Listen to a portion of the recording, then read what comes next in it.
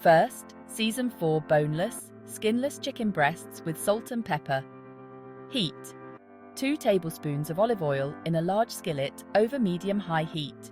Cook the chicken until golden on both sides, about 6 to 7 minutes per side.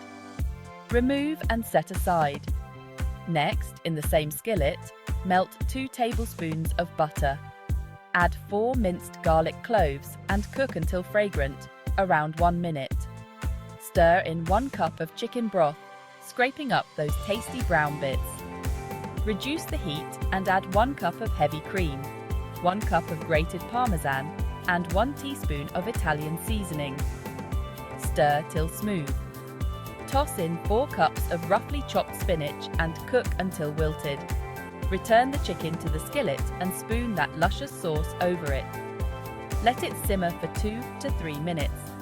Serve it over rice, pasta, or with crusty bread.